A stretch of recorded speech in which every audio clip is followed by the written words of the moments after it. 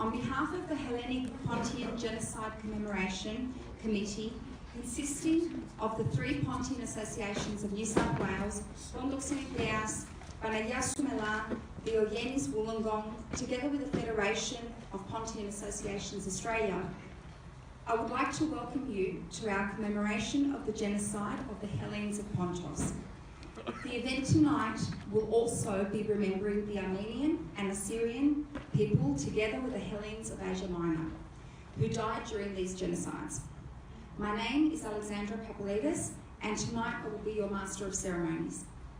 Κυρίες και κύριοι, σεβαστοί πατέρες και προσκεκλημένοι, καλησπέρα σας.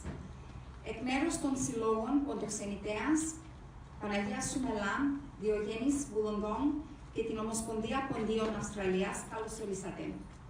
Είμαστε εδώ απόψε να τιμήσουμε τη μνήμη των Ελλήνων του Πόντου.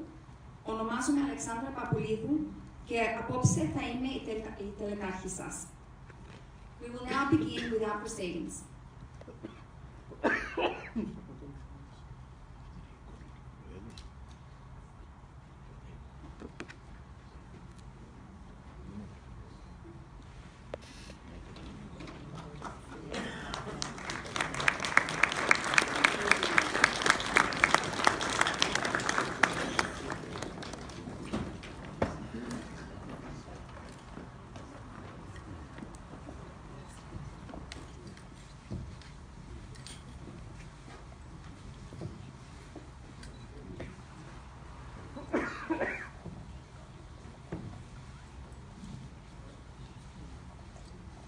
Ladies and gentlemen, please be upstanding for the Australian and Hellenic national anthems, followed by, please remain standing for our 1-minute silence for our fallen ancestors.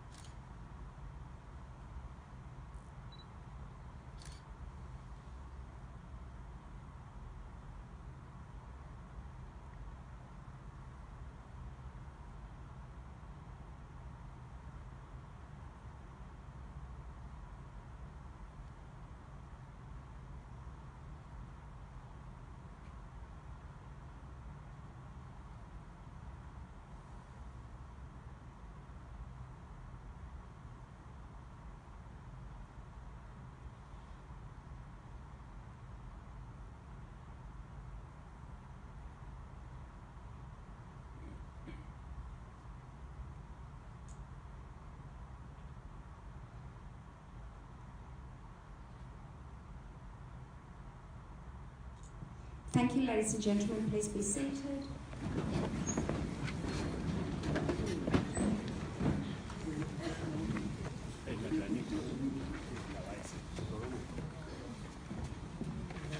I would now like to introduce Mr. Adrian Atkins, who will present to us Welcome to Country. Mr. Atkins, please come up to the stage.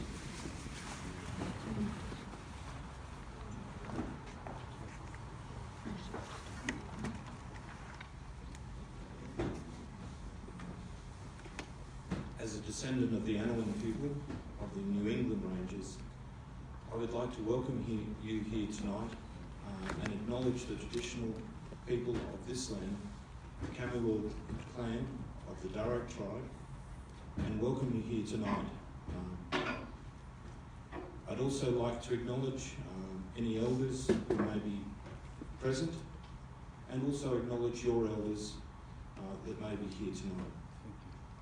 Thank you.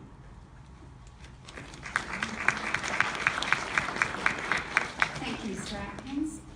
I would like to invite up to the stage the Very Reverend Father Pontos to give us his blessing.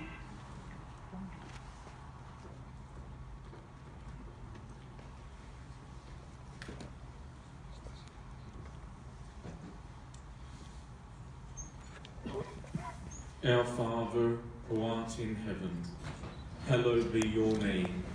Your kingdom come, your will be done, on earth as it is in heaven. Give us this day our daily bread, and forgive us our sins, as we forgive those who sin against us. And lead us not into temptation, but deliver us from evil. Paterimon, o indis uranis, aiestito to nomasu, elfeto i vasilia su, γεννηθήτω το φελιμάν σου, ως εν ουρανό και πτυσής, τον άρτον ημών των επιούσιων, ως ημίν σήμερον, και άφησε ημίν το αφήλματα ημών, ως και εμείς αφήνουμε τους οφειλέτες ημών, και εμείς ενέγγις μας εις πειρασμόν, αλλά ρίσε ημάς από το πονηρό, ότι σου έστειν η βασιλεία, και η δύναμις και η δόξα, του Πατρός και του Υιού και του Υιού Πνεύματος, νυν και αεί και εις τους αιώνας των αιώνων. Αμήν.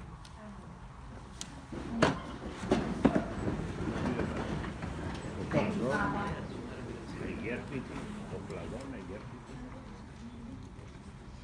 I would like to begin by acknowledging the dignitary guests that we have with us tonight. We have with us tonight, as we just saw, Very Reverend Father Prochoros Anastasiadis, Assistant Priest of the Parish and Community of the Resurrection of Our Lord in Cogra. He's also representing His Eminence, Archbishop Stylianos, Primate of the Greek Orthodox Archdiocese of Australia. The Consulate General of the Hellenic Republic, Mr. Christos Karas. From the Christian Democratic Party, we have members from the Christian Democratic Party, Mark and Vicky Moody Bassadone. Member for Parliament for Barton, the Honourable Linda Burney. President of AHEPA New South Wales, Mr. John Galimanis.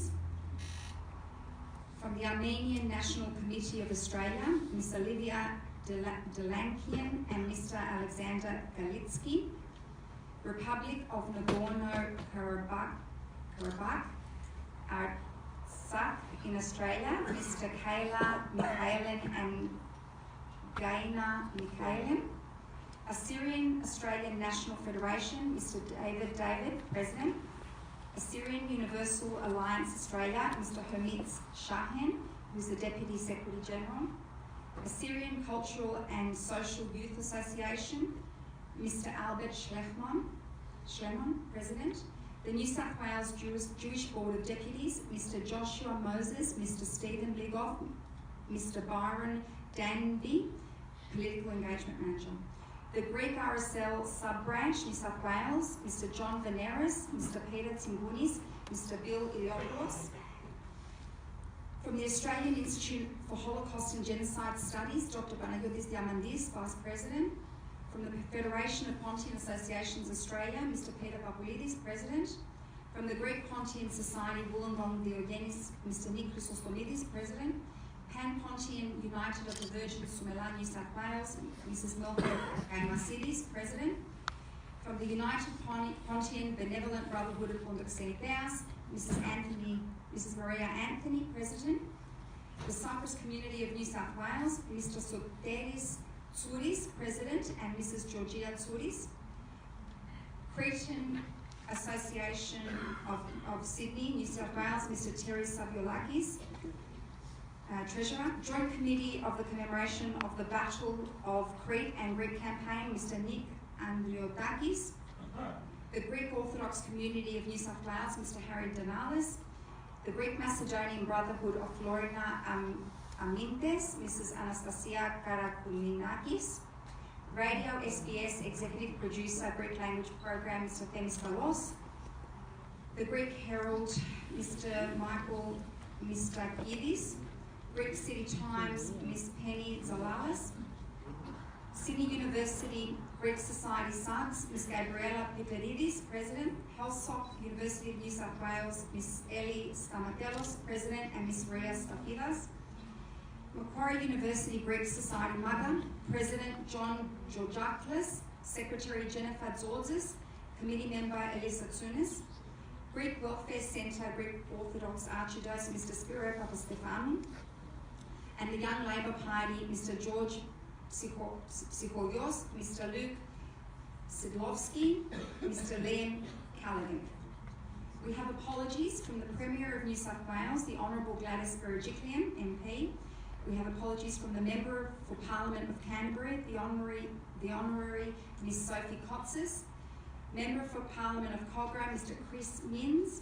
Member of Parliament for Oatley, Mr. Mark Courin. And he's also the Parliamentary Secretary for Transport and Infrastructure. The Member of Parliament for Davidson, Mr. Jonathan O'Dane. Member of Parliament for Miranda, Ms. Eleni Petinos. Leader of the Opposition, Member for Auburn, Shadow Minister for Western Sydney, Mr. Luke Foley. Leader of the Opposition, Member for Croydon, Shadow Minister for Defence and Space Industries, Mr. Peter Malinaskos. The New South Wales Jewish Board of Deputies, Mr. Vic Al-Hadef, Chief Executive Officer. The New South Wales Ecumenical Council, Reverend Father Shenouda Mansour, General Secretary. The Ethnic Communities Council of New South Wales, Mr. Jack Basaris, OAM. The Cretan Federation of Australia, Maria Lagoudakis. Member of the Legislative Council and Parliamentary Leader of the Christian Democratic Party and the Assistant President of New South Wales Legislative Council, the Honourable Reverend Fred Nile. The Member for Parliament for Rockdale, Mr. Steve Camper. And lastly, the Member of the Legislative Council and Parliamentary Secretary for Justice, the Honorary David Clark.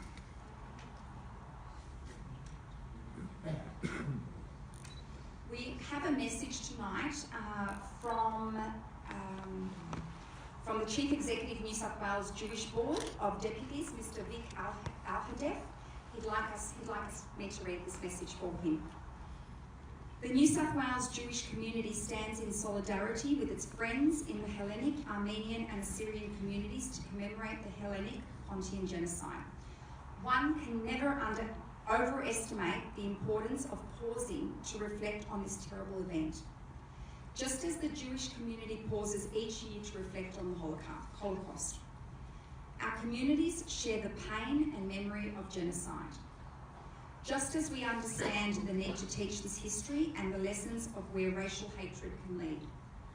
The Jewish community stands with you in our time of sorrow, and we commit ourselves to working with you to achieve universal recognition of the Hellenic Pontian Genocide. Al-Hadef, Chief Executive, New South Wales Jewish Board of Deputies.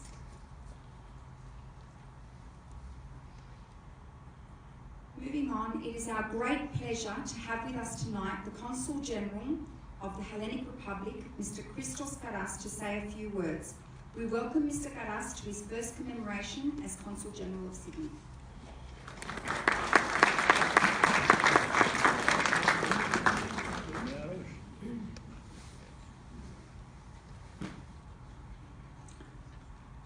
Very Reverend Father Prochoros, the Honourable Linda Burney, Member of Parliament for Barton, Dr. Panagiotis Diamandis, Vice President of the Australian Institute for Holocaust and Genocide Studies,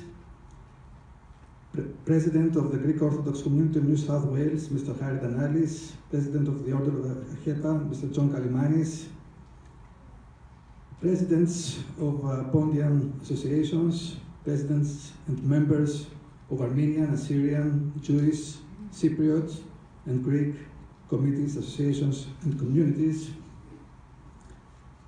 distinguished guests, ladies and gentlemen. 99 years have passed since the 19th of May 1919, since the day when the plan for the genocide of the Pontian Greeks was set in motion, the second genocide, chronologically, of the 20th century, which took place following the Armenian genocide. Today, fulfilling a moral and historical duty, we commemorate the victims of this genocide, which led to the extermination of over 353,000 Greeks of the Black Sea. In addition, more than 400,000 were forced to flee to Greece, leaving behind them a 3,000-year-old culture, ancestral lands, homes, churches, cemeteries, and schools. The Pontian genocide is one of the darkest moments in human history. It is difficult for the human mind to conceive of the methods and means that were used. Rape, seizure of property, looting, burning, exile, forced labor battalions, torture, starvation, hangings, massacres. However, only in recent years has significant progress been made in creating global awareness of this genocide. In February 1994, in a unanimous resolution, the Hellenic Parliament established the 19th of May as a day of remembrance of the genocide of the Greeks in Asia Minor Pontus. This recognition was a moral vindication for Pontic Hellenism and connected modern Hellenism with its historical memory. A special moment for the global academic, scientific, and research community was the resolution of the International Association of Genocide Scholars on the 16th of December 2007, recognizing the genocides of the Armenians, Assyrians, Pontian, and Anatolian Greeks. And we are grateful to the Parliament of New South Wales Legislative Council for passing unanimously 5 years ago a motion recognizing the Greek, Assyrian, and Armenian genocide. It is our duty to know and honor our history. Maintaining the historical memory of the Pontian genocide is a contribution towards shaping a course to the future that will rule out the possibility of such abhorrent acts being repeated anywhere in the world. Thank you.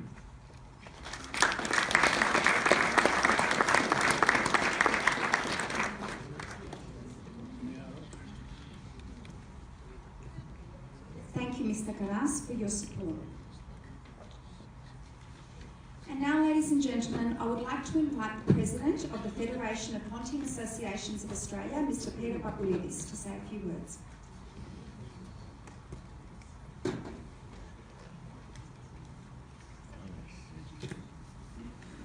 Sevastei Patera, Consul General, Honourable Representatives, special guests, ladies and gentlemen. On behalf of the Federation of Pontian Associations of Australia, I would like to welcome you all to this very special event commemorating a very dark and tragic episode in history. Events like this are not only important to remember the tragedy of the victims and the victims, but it's more importantly a vital part in stopping genocide in its tracks. It is said that there are 5 phases to genocide, and I've said this before. And the final phase is to forget, ignore, or deny. So, with your presence here tonight, we are stopping the final phase. Hitler was known to have said something on the lines of, "Who after all remembers the Armenians?" Well, the world does remember the Armenians. And as long as there are people, like every single one of you in this auditorium tonight, the world will never forget the fate of the Greeks of Anatolia, the Thracians, the Armenians and the Assyrians. The 19th of May is a special day for the Pontians in particular because it's the date set aside by the Hellenic Republic as the official day of mourning for the Greeks of the Pontos region. And it coincides with the arrival of Ataturk and his forces in the city of Samsunda or Samson. The city was a vital Black Sea naval port and crucial to any new future Turkish Republic. And thus, the de-Christianization, along with the horror, unparalleled from anything similar experienced in the area before, finally arrived.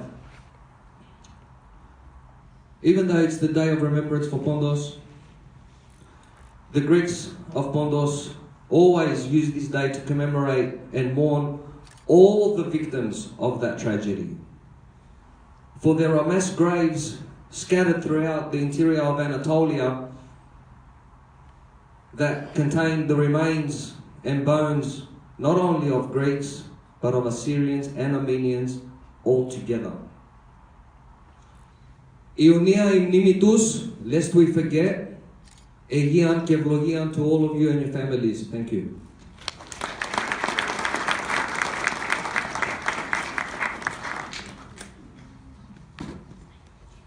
Thank you, Mr. Pavlidis, for your very moving words.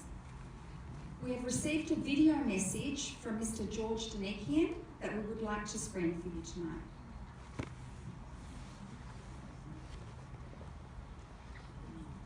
Welcome to this Australian premiere screening of the latest production from Hollywood, depicting a very dark time in Ottoman Turkey at the turn of the last century. Hello, my name is George Danikian. The time I'm alluding to saw more than 1.5 million Armenians, 750,000 Pontic Greeks, and a little over 500,000 Assyrians lose their lives. For the past 100 years, successive Turkish governments have said they were simply putting down a revolution. I beg to differ. I say it was genocide. And to suggest that all three groups have lied over the years and even colluded to tell the same story about what happened is both unimaginable and grotesque. I know that The Promise is a movie and not meant to be a historical record of events, but much of it did occur. How can I be so sure? Well, I've heard the account of what went on in Turkey firsthand. You see, I'm the grandson of a survivor. His name was Ashok Danikian, who lost many family members during the purge. He survived by jumping into the sea in Smyrna and swimming towards 3 warships from France, Great Britain and Italy, which were stationed in the harbour at the time. He was being chased by a posse of Turkish soldiers who were trying to shoot him. The sailors on board tried to stop him from climbing onto their vessels by first pouring hot water onto him. The British then fired a volley above his head to ward him off, as they didn't want to risk their neutrality. However, it was the Italians who relented after they realised his plight, and they eventually took him to the island of Lesbos, to Mytilene. And from there, my grandfather eventually made it to Athens, where he married and settled down to raise a family. Many years later, growing up in Sydney, my great-grandmother Marise, who had left Greece in 1949 with my father to come to Australia, would speak to me of those terrible times and just how difficult it had been, not only for her, but many thousands of others who had lost so much. She spoke of being forced into a long march out of Turkey. She would tell me of the nights filled with screams and blood-curdling cries for help. Marise would talk of the horror that filled her in the mornings when she discovered what had truly happened overnight. She spoke of confronting terrible images when the women went down to the river to gather water. The rivers still running red with blood and bodies of the dead floating by. Growing up, I often wondered why my great-grandmother would tell me these terrible stories. And as I got older, I decided to find out for myself. I spoke to my grandfather, and he showed me a diary he'd kept, a graphic book, unbelievable stories. I even researched some of what went on at the time myself. and quickly realised that Marisette had taken this opportunity to tell her story to me. And it was an open portal to an oral history that couldn't be challenged and shouldn't be lost, which is why I'm passing it on to you tonight. I stand before you as the elder son of Andranik and Vivian Donikian. My father passed away last October. He was just 89. He would have loved to be here tonight, especially to hear me invoke the names of the family members who have since passed. All brave Armenians who have made every effort to pass on their story, so that those who follow would know what happened. For many of us, tonight's screening will be very painful. But I think it's better to experience the pain now than to keep denying that these things ever happened, as the Turkish governments have done from day one. You know, as an original member of the SBS World News team, I'm ashamed to see that our multicultural broadcaster has chosen to call what happened at the turn of the 20th century not a genocide, because it says it's following the Australian government's official stance. Now, I understand very well the subtleties of politics, but I think it's even more important to tell the truth. And to those who say, what do you expect from George? He's of Armenian and Greek heritage after all. I should add, my wife and I have many Turkish friends who I work with and have worked on many different projects. And these people have extended the hand of friendship to me on a great many occasions, and many are like extended family members. My argument is not with them, it's directed at their leaders, the people who have chosen collectively to rewrite history. I know it's said that much of history has been written by the victors, but I want to leave you with this. Please read widely about the events that took place. Take in the many independent accounts from academics, from scholars, and even neutrals in Turkey at the time. Many have spent years weighing up this evidence. Expediency surrounds this passage of history, for it's far easier to leave things as they are. Imagine if Australia were to stand up and actually say it was a genocide. They might have to wave goodbye to its Gallipoli traditions and all the goodwill that surrounds the Anzac legend. I say both governments are at fault. The stance they've taken is wrong. And as for the SBS, well, my mentor Bruce Ginger would be deeply disappointed, as his SBS had much more license to say what was right in 1980 and not just what was easy. I'd like to take a moment to thank the team at Palace Cinemas for helping to make this screening possible tonight, right across 40 theatres in Australia. And before I finish, once again, I'm George Danikian, and I promise never to forget.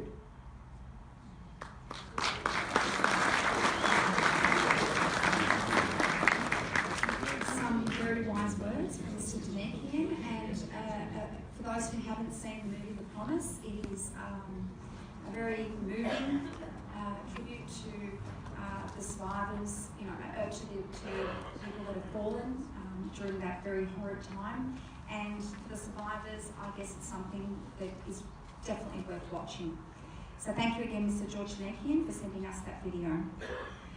I would like to invite to the stage Chrysanthi Diasimos to read to us her essay titled Our Connection to Genocide.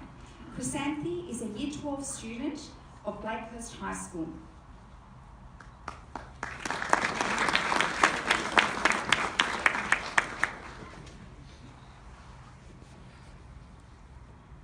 Continuation of culture after genocide rests with each generation that follows. I have been asked, does the history of your ancestors actually affect you? The plain answer is yes. Yes, the loss of home and family that my Pontic great-grandparents were unfortunate to experience when they were only children does impact my life. Yes, my sense of identity is greatly oriented by my Pontic heritage, spurred by the desire to continue a culture greatly diminished by time, in memory of its extinguished peoples. Primarily, I care to draw your attention to a triad of genocides involving Armenians, Assyrians, and Greeks. Although Australia does not yet officially recognise these genocides, international law and scholarship does.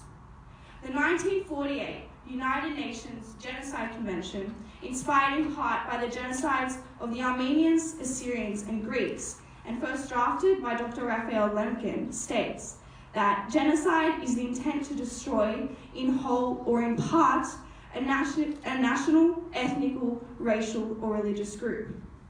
The Convention lists 5 acts, any one of which constitute genocide if the intent to destroy is present. These 5 acts are killing members of the group, causing serious bodily or mental harm, deliberately inflicting on the group conditions of life calculated to bring about its physical destruction in whole or in part, imposing measures intended to prevent births within the group, and forcibly transferring children to another group. By 1923, 3.5 million Armenians, Assyrians, and Greeks living in their ancestral homelands were starved, sent on forced death marches into the desert, or slaughtered. Often described by historians as the inspiration and precursor to the Jewish Holocaust, these genocides were chillingly similar to events engineered 20 years later by the Third Reich, when early Nazi propaganda described Greeks and Armenians as the Jews of the Orient. Notwithstanding history, many countries still refuse to use the G word when referring to the triad of genocides. This denial of well-documented genocidal crimes is painfully offensive to survivors, their descendants, and people who care about the plight of others. Thus, I emphasise the lasting effects of genocide denial on contemporary society. Silence by the world at large perpetuates denial. Remaining silent implies that genocide and crimes against humanity may be committed with impunity. Perpetrators expect that the world will forget it even happened. Hitler recognized the power of genocide denial when he directed his commanders to kill mercilessly and without compassion men, women, and children, and finished by saying, "Who, after all, speaks today of the annihilation of the Armenians?" Known as the Ober-Salzberg speech, it was delivered by Hitler at his mountain retreat on the 22nd of August in 1939, a week before the Nazi invasion of Poland. Hence, the importance of protesting against genocide. If there had been greater outcry and condemnation from the international community, perhaps Hitler would not have been so encouraged to proceed with his plans. Clearly, these genocides are not merely a distant memory or a history lesson soon forgotten, but an ever-present lesson for all humanity. We must never turn a blind eye to past genocides or those of the current world, otherwise we become accessories to the fact. Perhaps it is easier to imagine the sadly familiar experiences of Indigenous Australians. Is recognition not vital in the continuation of their culture? As a consequence of the British landings in Australia, the original inhabitants became dispossessed of their lands, subjected to abuse, and denied their languages and cultures. This persecution culminated in the genocide of the Aboriginal peoples, deprived of the right to govern themselves, deprived of their very children in many instances. Thus, it is important that we aim to inform the Australian nation and explain to them that our interests of recognition are not superficial or insincere in any way. Rather, they include all Australians, past, present, and future. Common decency compels us Australians to acknowledge and denounce all genocides, including those of the Indigenous people of Australia, as well as the Armenians, Assyrians, and Greeks. It is unacceptable that genocides occur even to this day, concealed or forgotten, such as those of the Yazidi and Assyrian peoples of Iraq and Syria.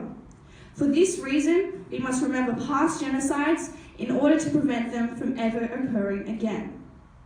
Here in Australia, we who are descendants of those who suffered or perished in the triad of genocides commemorate the displacement and extermination of our peoples. It is gut-wrenching to read of it, to see photos and to hear accounts of the victims. Anyone in their right mind would not wish for any people to suffer genocide. Conclusively, as genocide seeks to wipe out all traces of people, physically, culturally, and historically, we must unite and declare that we do not tolerate the denial of genocide, nor will we ever tolerate future genocides. Thank you.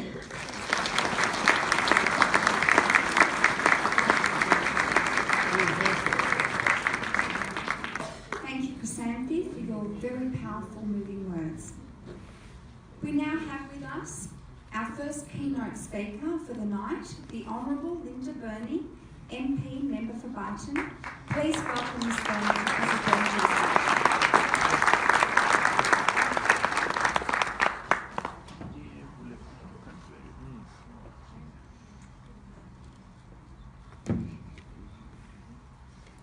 Balam Amul Darak Marabang Marang Nyaju.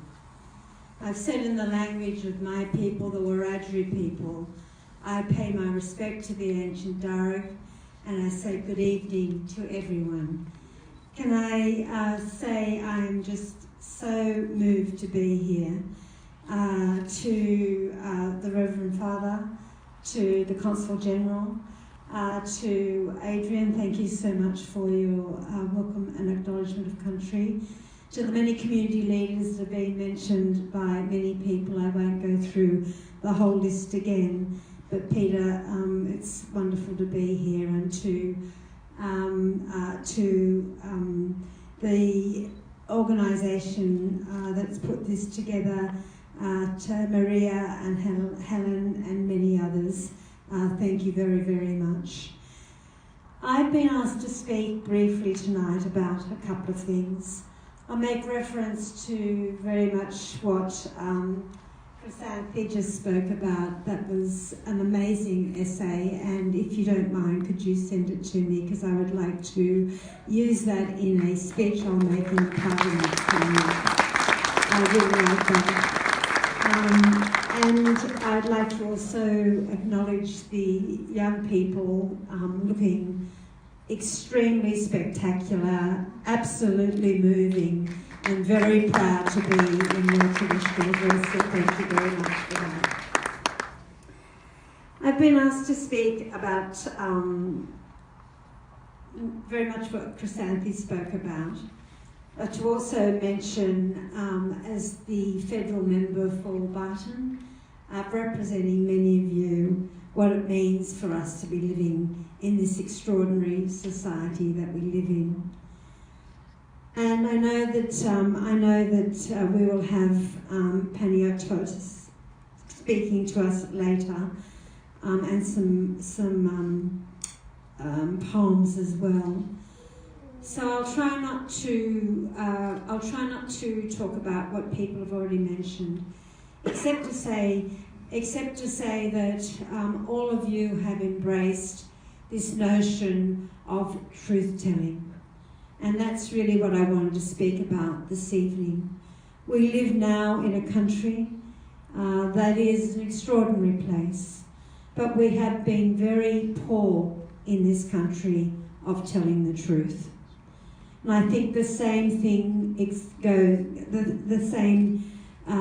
thing we see with the genocide that we commemorate this evening of the Pontian, the Assyrian, of course, and the Armenians. I won't go through the numbers. Who will ever know the true numbers of those that perished? But it is through the grace of God go I, isn't it? It could have been us if we had been born a few generations earlier. And one of the things that I love about the Greek community, and I pay respect to all communities here this evening, is the way in which the retention of culture, the retention of language, and the retention and the passing on of stories, it's absolutely fundamental to the maintenance of culture, to the maintenance of story, and to the honouring of why we are gathered here in this hall this evening. It is really important, it's outstanding, and it's something that I see your community doing more embracingly and more than any other community that I see, and I see many of them. The word genocide is a difficult word. It is a difficult word, and we have heard tonight how governments across this world find it difficult to use. But I say very much that unless we embrace the truth, Unless we all become truth tellers, then we are diminishing the history, the story, and for those that paid the ultimate sacrifice in such an awful way that was described earlier. In my culture, I am from the Wiradjuri nation. The Wiradjuri are the first inland nation to experience the brunt of British colonisation. Our country starts just on the other side of Lithgow and extends right out past Dubbo, and it is like a fan that crosses the Lachlan, the Macquarie and the Murrumbidgee rivers. But it was my people, the Wiradjuri people, that first really saw what massacre was. The martial law was declared in Bathurst in 1823, and over 4 months of martial law, and you know what martial law is more than I. It is the sanctioned killing, really, of people. 1,000 men, women and children of my people lost their lives over that period. It is also where the art of poisoning water holes and poisoning flour began. And it is the Wiradjuri that first experienced that. So I stand with you in absolute solidarity with your story as well. But I think the most awful period for us as First Peoples in this country was very much what's already been referred to, particularly by our wonderful essayist tonight, and that is that period of the stolen generations, which existed. It went from in New South Wales from the late 1800s through to when I was a young person. If it had not been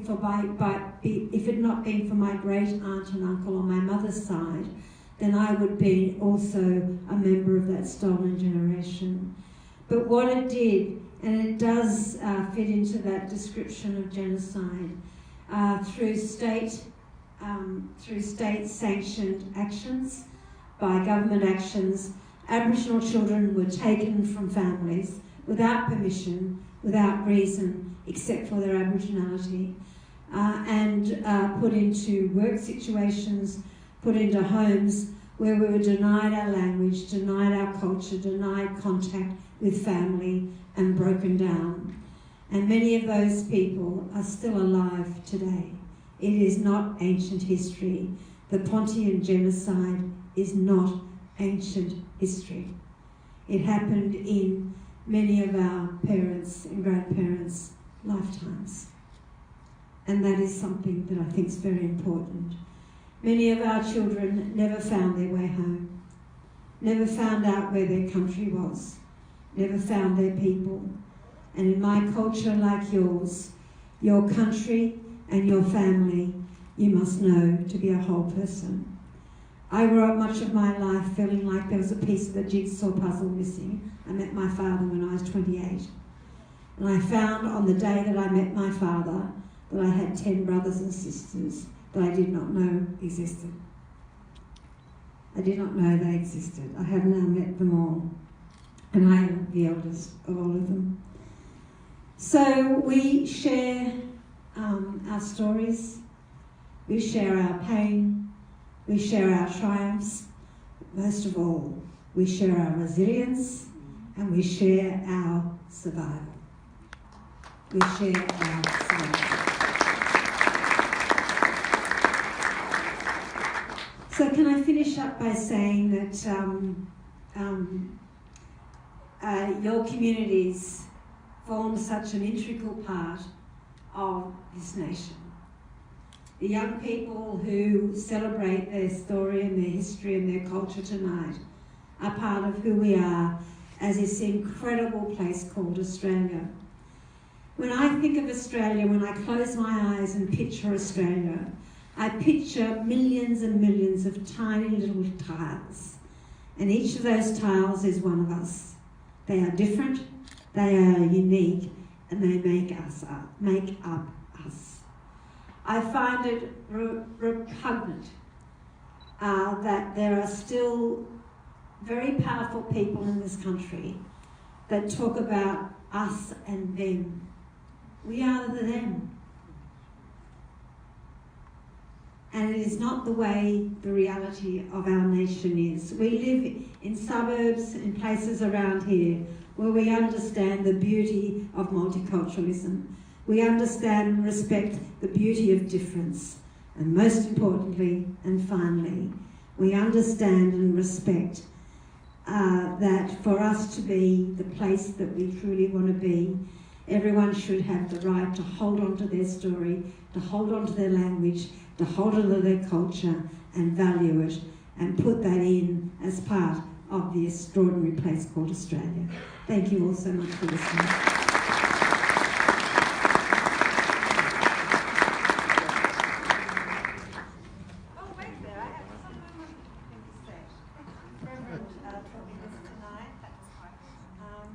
So thank you everyone. Evharisto.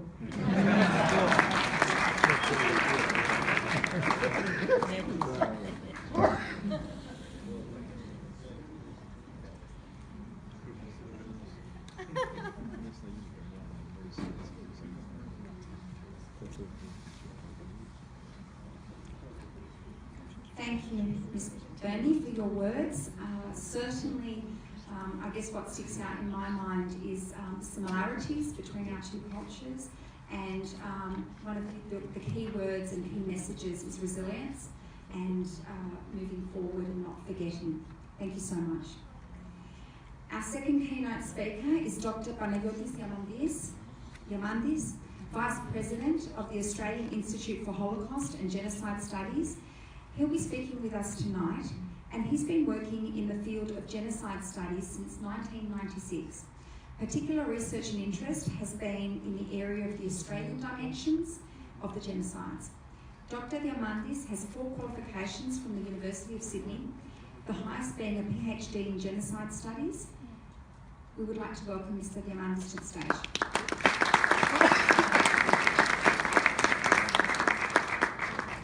Καλησπέρα σε όλους. I just hope it's Loki that I picked up in France stays away for a few minutes. Πιστεύω ότι είναι σημαντικό να ακούσουμε και λίγο τη γλώσσα μας αυτή την ώρα που τιμούμε τη μνήμη των αδικοχαμένων μας. Να σε καλά. Πιστεύω να βλέπετε στην οθόνη κάποιες λέξεις ενός μεγάλου φιλοσόφου από την Αμερική, George Santayana. Θα μεταφράσω ελεύθερα στα ελληνικά. Αυτός που ξεχνά το παρελθόν του είναι κατεδικασμένος να το επαναλάβει. Σκεφτείτε το λίγο. Γι' αυτό είμαστε εδώ απόψε. Και χαίρομαι που είστε όλοι εδώ. Γιατί απόψε και στη Μελβούρνη γίνονται εκδηλώσεις. Τις επόμενες ημέρες σε όλο τον κόσμο, όλοι οι ποντιακοί συλλόγοι κάνουν παρόμοιες εκδηλώσεις. Και ελπίζω την Κυριακή να βρεθούμε είτε στον Ποντοξενητέα, είτε στην Παναγία Σουμελά, είτε στο Wollongong, μετά τη Θεία Λειτουργία και τον Μνημόσυνα, να βρεθούμε να τιμήσουμε αυτούς, ειδικά τους επιζώντες. Γιατί αυτοί οι επιζώντες είναι αυτοί που έκτισαν τους συλλόγους, τους οποίους συνεχίζουμε εδώ σήμερα. Κάποιοι, μεταξύ τους ήταν κάποιοι και αυτοί.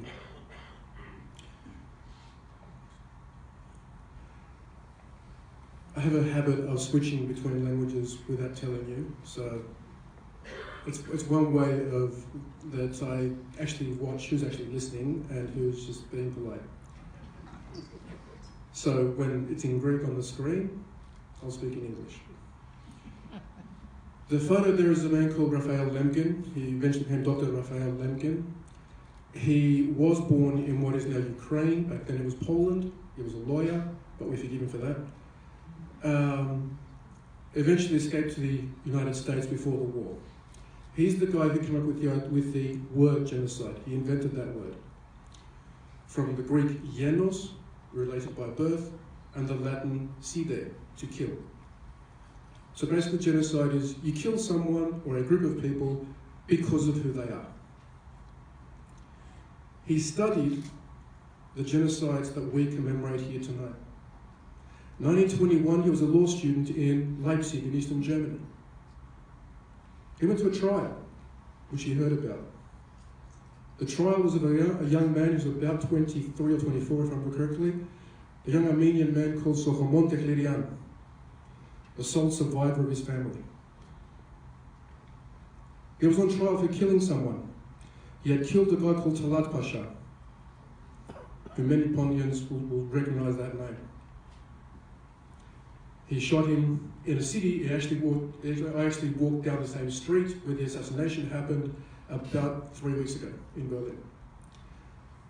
So, what happened with this trial that he studied? This trial woke up his passion for a crime that had no name in 1921. He didn't invent the word until 1943-44 is when it first appears in print. Why? How can this one man who killed one man be on trial, but the guy who was killed was responsible for millions of deaths, never faced a courtroom? This is what drove him to compose the concept of the Genocide Convention. The Genocide Convention is a very interesting document. It is something mentioned it earlier. Read from it. Next one. And I'm not going to go through it again, but I do want you to focus on E, the forced removal of children. Hang on. Jewish children weren't removed, they were killed because they were Jewish. Lemkin himself lost 43 members of his family. 43. Basically, the family was wiped out because he never married, he never had kids. That's his handwritten note.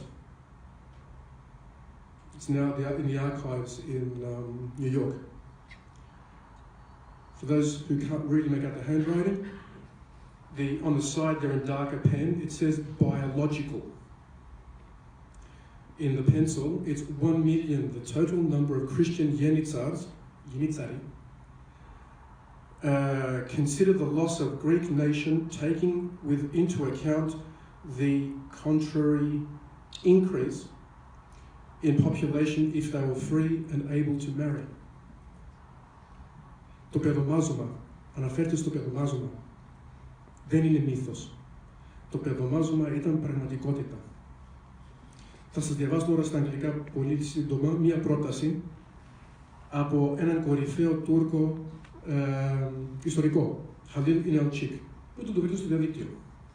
Και μιλάει για το παιδομάζωμα. Τι ήταν το παιδομάζωμα?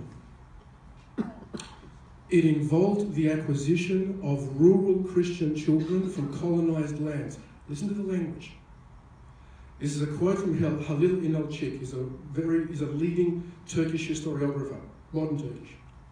And he's talking about the devshirme, the child gathering, our stolen generations, which went on for over 600 years. This was not just because they were Christian. Oh, no. This was a tax that only Christians paid. It involved the acquisition of rural Christian children from colonized lands. Colonized lands. So the people doing the abduction are not the locals. They're invaders, they're conquerors. And they're taking from the local people to make the local people disappear. Which ones do they pick? Typically selected for their superior physical and intellectual attributes. The better looking ones, the physically fitter ones, and the smarter ones. These children were taken as a levy, L-E-V-Y, levy, a tax, on the Christians of the region and became the property of the Sultan. They were slaves. No different to horses, cattle, houses, or anything else. But we're talking about people. We're talking about underage boys and girls. 600 plus years this went on. So when we think about a couple of months ago when we had Independence Day, and when the Evsonists were wearing the fustanella, the white kilt, with 400 pleats, it should actually be 600 pleats. And for some parts of the Greek world, still haven't been freed.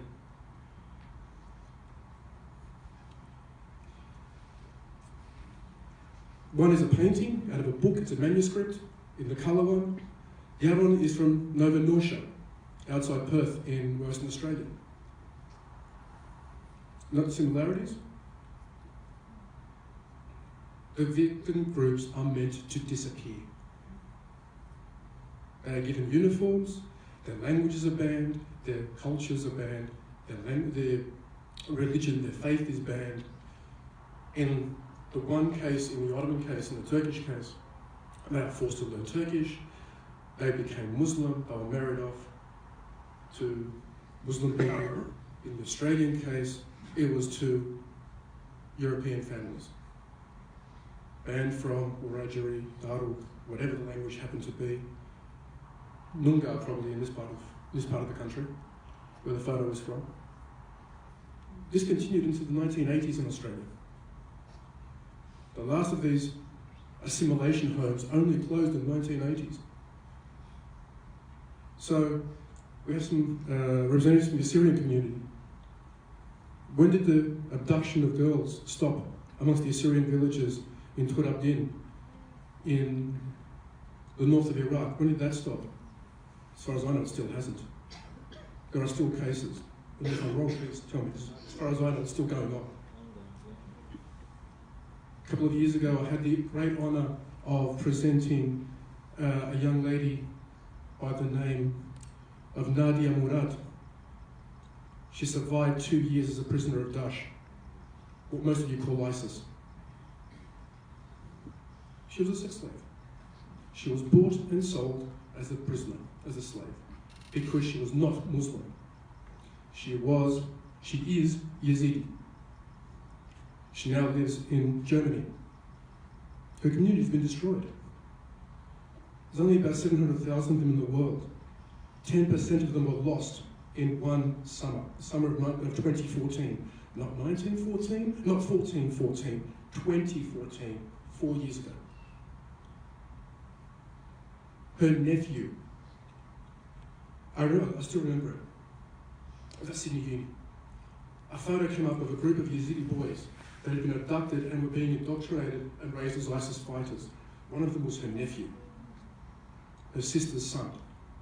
She just lost it. She just broke down. She hadn't seen him in about 2 years. And it's the first time she'd seen him in 2 years.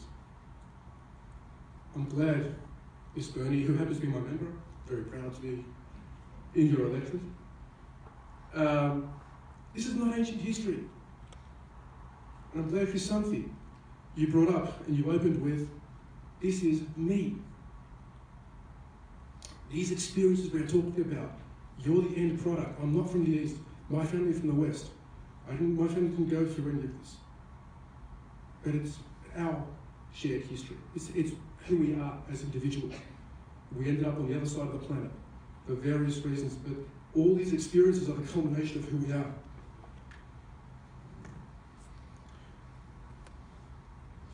Μην ξεχνάμε αυτή τη φράση. Του χρόνου είμαστε όρθιοι.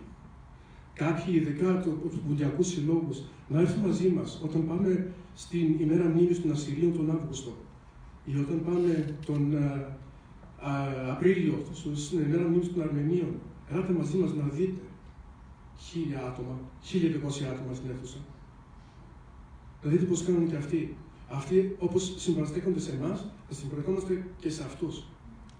Γι' αυτό είναι τόσο σημαντικό που καλέσαμε έναν εδώ γηγενή να μας καλέσει, να μας αποδεχτεί στην πατρίδα τους. Γι' αυτό έχουμε εδώ τη σημαία τους, που είναι η σημαία της Αυστραλίας. Όπως εμείς αναγνωρίζουμε αυτούς σαν ο γηγενής πληθυσμός της Αυστραλίας, απαιτούμε, δεν ζητάμε, απαιτούμε να γνωριστούμε εμείς, ο ελληνισμός, σαν ο γηγενής πληθυσμός της Ανατολής. Just as we recognize, and I will close with this, just as we recognize and very correctly, very proudly acknowledge First Nations people of Australia, we demand collectively that we be recognized as the First Nations of Bet-Nachen, of Hayastan, of Pontos, of Mikrasia, of Anatoliki Thrakki, which is who we are. I was on Anzac Day at Villiers-Bretonneux on the Western Front. with the Prime Ministers of France and Australia and a whole bunch of our students. It was an amazing experience. They were talking about Gallipoli, and they were talking about all the Anzac stuff. And what was running through my mind is that when the Anzacs were digging trenches at Gallipoli, they were digging up Greek coins. They were digging up Greek inscriptions, some of which they brought back, and they're now in Hyde Park, and they're now in Canberra. The evidence was there that this was Greek territory. I'm not saying we should take up arms and go back. I'm saying we demand the recognition, the respect, as the First Nations of those lands. Nasta καλά, αιώνεται η μνήμη.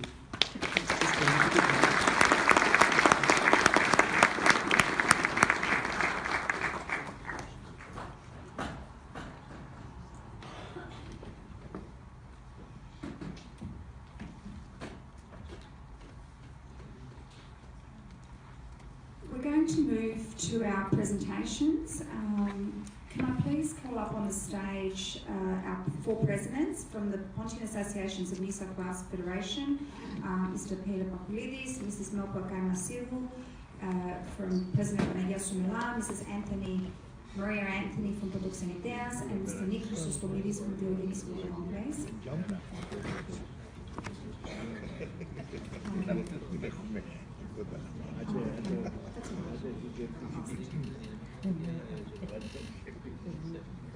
We will be presenting the Honourable Linda Burney for now, and we'll continue with our presentations a little bit later in the night as Linda needs to leave.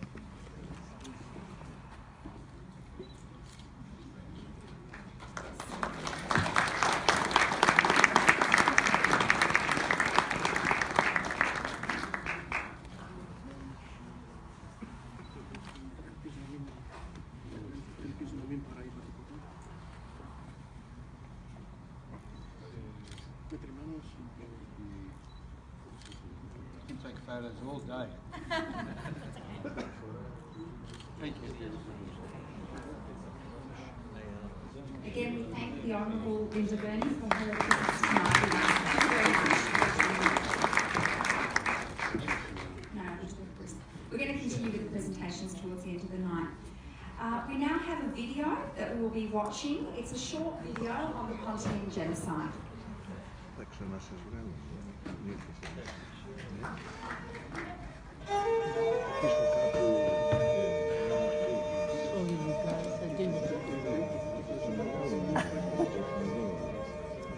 Essentially want these people to exist in their traditional home. It was part of a Turkification policy, and yes, it met the full definition of what the United Nations has said in 1948 is genocide. The population had been virtually eliminated in Asia Minor. The Hellenistic population of Asia Minor was virtually non-existent any longer. Definitely, this is as much an American story as it is a Greek story. It's part of universal human rights. And as anyone's rights are trampled, so are all people's rights trampled. These issues are not going away. They're becoming more and more a part of consciousness of younger generations. I personally, this is my first and foremost important duty, force my own government to face history, to acknowledge historic wrongdoings. Coming to terms with what happened would allow both Turkey and Greece to move on. The ultimate goal is to help the survivors, the few that are left, and their descendants, healing for the very, very strong trauma they feel. Not only for the loss they suffered, not only for the pain they've endured, but for the ongoing denial of what happened to them.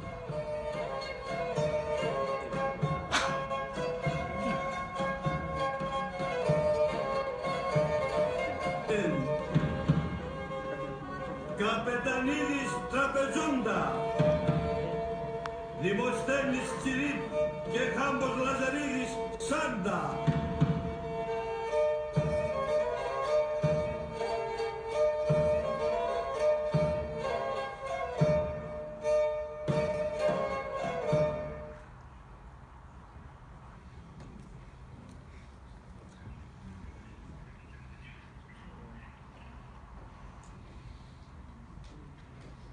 We now have with us Mr. Elias Theodoridis, who would like to share with us his father's story.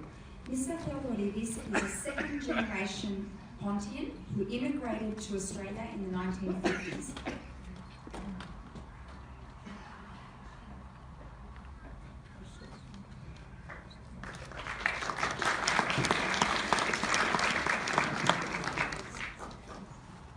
He will also be accompanied by Mr. Ethini Avietidis on the lira.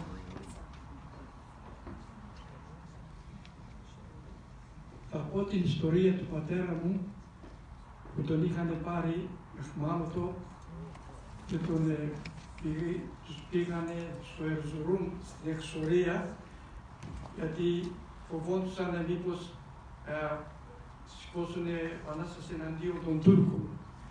Και τους είχαν στις φυλακές και δουλεύανε βαριές δουλειές και λίγο φαγητό. Εκεί που ήτουσανε οι στρατιώτοι, οι Τούρκοι, όλο ζητούσαν Έλληνα Παλαιστή να παλέψουν. Τα παιδιά που ήτουσαν ο πατέρα μου τότε ήταν 20 χρονών, παντρεμένος και είχε ένα κοριτσάκι 2 χρονών. Οι συντρόφοι του λένε Στάθη ήταν γερός και ψυχός και δυνατός. Λένε θα τον παλέψει γιατί δεν μπορούμε να τον ακούσουμε τους Τούρκους να μας φοβερίξουν. Λέει ο πατέρας μου, εγώ άμα παλέψω, άμα τον κερδίσω θα φάμε ξύλο. Λέει εσύ κέρδισε τον Αιγύπτη, δεν πειράζει να φάμε και ξύλο. Όλοι νέοι τους άνε. Μπήκε ο πατέρας μου και μπήκε στη μέση, στο χώρο, οι στρατιώτοι οι μεγάλοι, όλοι γύρω, κοιτούσαν τώρα πώς θα παλέψει ο Κιαούρης, ο Έλληνας, γιατί μας προκαλούσαν Κιαούριδες, δηλαδή άπιστοι. Ο πατέρας μου μόλις τον άρπαξε και τον έβαλε κάτω και τον κέρδισε, τότε τους περιλάβαν όλους τους Έλληνες στο ξύλο, ο ένας τον άλλο δεν γνώριζε από τα χτυπήματα που τους κάνανε. Τέλος πάντων έγινε ό,τι έγινε, ένας μεγάλος αξιωματικός πήρε τον πατέρα μου στο σπίτι του και του έδωσε δουλειά να κοιτάξει τα ζώα που είχε να τα θρέψει και το βράδυ πήγαινε και κοιμόταν πάλι με τους άλλους στη φυλακή. Αλλά στις φυλακές είχαν στρατιώτες που δεν μπορούσαν να φύγουν. Η γυναίκα του αξιωματικού ετύχαινε να είναι αρμένισσα κοπέλα. Και λέει τον πατέρα μου, ο άντρας μου είναι καλός, αλλά η θέση του που είναι, λέει, πρέπει να κάνει αυτό που πρέπει. Και τον έδινε φαΐ να φάει και ο πατέρας μου δεν το τρώε. Πήγαινε και στους άλλους θα φάει. Και αυτή το κατάλαβε και του έδινε πιο πολύ να φαγητό, να φάει και αυτή. Έλα, ο καιρός περνούσε και δεν μπορούσε να φύγει. Όλοι οι Έλληνες ετοιμαζόντουσαν, φεύγαν από τα χωριά τους και κατηγαίνανε στην Τραπεζούντα, γιατί ήταν από τις Τραπεζούντα στα μέρη, για να πιάσουν τα βαπόρια να έρθουν στην Ελλάδα ύστερα από 2 και 3 μήνες. Μία μέρα ο πατέρας μου αποφάσισε τότε και πάει και λέει στον αξιωματικό του, θέλω να φύγω. Του λέει, δεν θα φύγεις, θα σε παντρέψω εδώ πέρα, λέει, και θα μείνεις εδώ πέρα. Λέει ο πατέρας μου, όχι, λέει. Είναι, λέει, η κοπέλα, λέει, είναι αρμένισσα, λέει, και έχει την ίδια θρησκεία, λέει, και θα μείνεις. Λέω ο πατέρας μου, ευχαριστώ πολύ, αλλά έχω γυναίκα, έχω παιδί, πρέπει να πάω πίσω. Αφού είδε και είδε ότι δεν ήθελε, του λέει, εντάξει, θα σε αφήσω να πας πίσω, αλλά δεν πιστεύω να τους βρεις, γιατί ξέραμε ότι με τους δρόμους που τους κουβαλούσαν στα χιόνια πέρα εδώ δεν πεθάνανε. Εν τέλει, του έγραψε ένα γράμμα και του λέει, ελεύθερα όποιος αξιωματικός ή αστυνομία σε σταματάει, θα δείξει αυτό το γράμμα. Και αυτό έκανε ο πατέρας μου και του έδωσε και λεφτουδάκια, του λέει να πας να φας. Έκανε από το Ερζουρούμ μέχρι να έρθει στα μέρη που ήταν 36 χιλιόμετρα έξω από την Τραπεζούντα, έκανε 10 μέρες με τα πόδια σιγά σιγά ώστε να έρθει. Όταν είχε έρθει στο χωριό του, όλοι λείπανε. Και τους έφτασε στο Τσεβισλούκ που λέγεται Μάσκα, Ματσούκα που το λέμε σήμερα, στα Σαββατιακά, αυτοί το λένε Μάσκα. Τους έφτασε εκεί πέρα όλη την οικογένεια που είχε. Τι οικογένεια ήταν η γιαγιά του 95 χρονών. Και τη φορτώθηκε 25 χιλιόμετρα για να πάει στην Τραπεζούνα. Και αυτή του ετήλαγε και του έλεγε «Παιδί μου, καλύτερα να πεθάνω, να μείνω εδώ στα κόμματα που γεννήθηκα». Μόλις φτάσανε στην Τραπεζούνα, πέθανε η γιαγιά του. Και γιατί αυτή ήταν η επιθυμία της να μείνει στον τόπο που γεννήθηκε. Και από εκεί τους βάλανε στα καράβια, φτάσανε στην Ελλάδα και από εκεί τους έδιναν μέρη σε διάφορα χωριά. Και αυτό ήταν όλη η ιστορία που μας έλεγε. Και δεν μας έλεγαν και πολλά.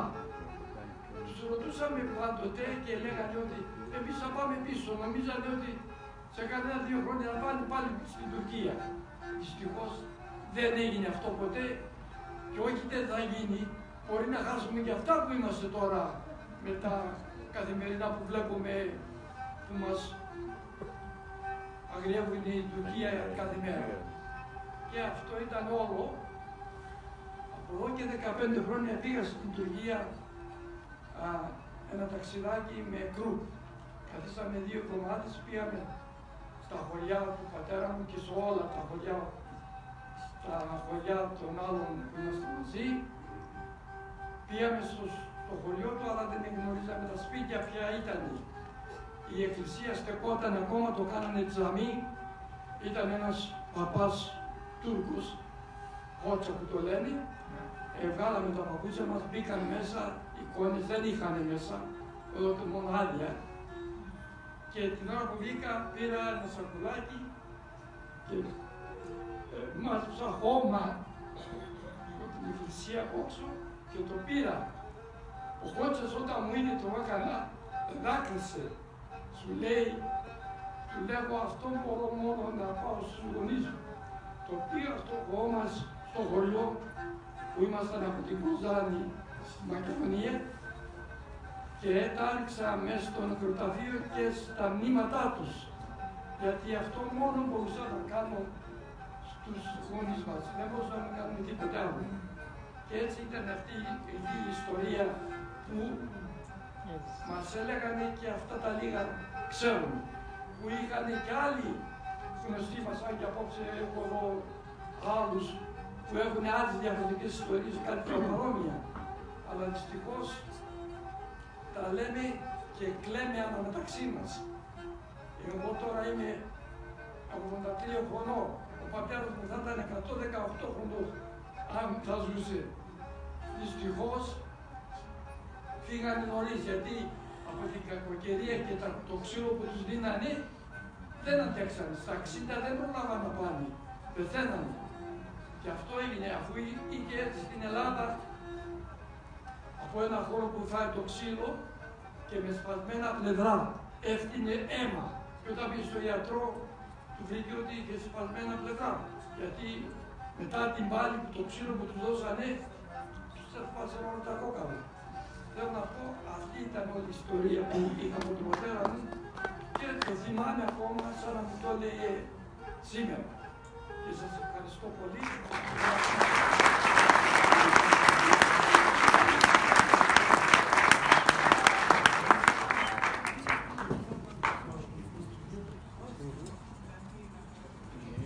Κύριε Θοδωρίδη, σας ευχαριστούμε πάρα πολύ για τα λόγια σας, πολύ συγκινητικά λόγια.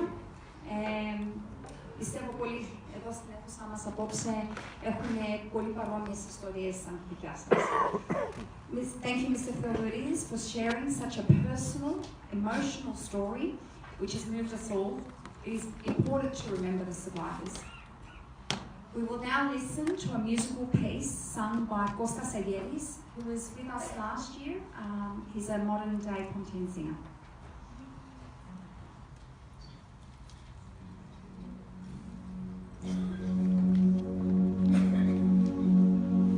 Την πατρίδα έχασαν έχασα, έκλαψα και πόνεσα την πατρίδα, έχασα, έκλαψα και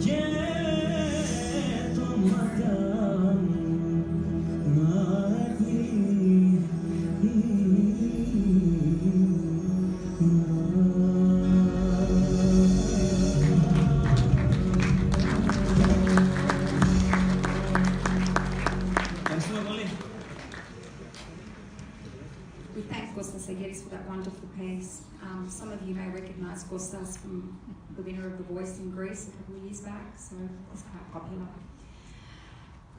Even though there has been a genocide, the survivors have kept the culture, the traditions, the religion and the language alive. I would like to introduce to you Aki Flame, who is a postgraduate medical student from the University of Sydney. He is a fourth generation Pontian who will present us with a poem in the Pontian dialect. Aki, welcome to the stage.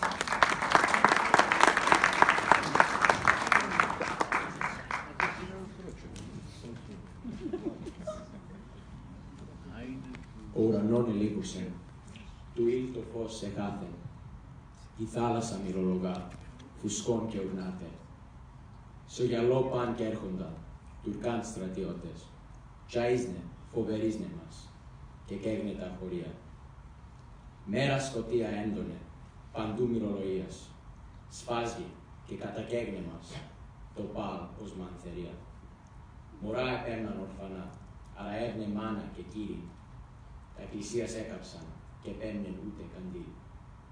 Στη στράτου όλες έβανε, πάνε σα εξορίας, οποίς ατήν εφέκανε ως σπίτια περιουσίας.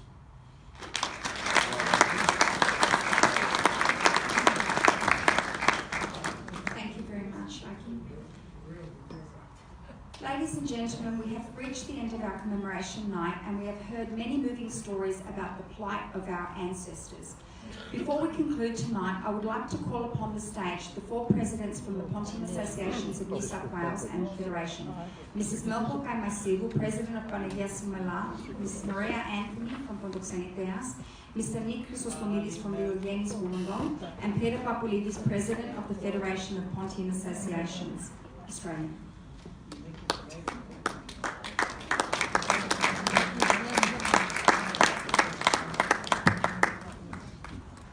I would like to call up on the stage Dr. Panagiotis Diamandis,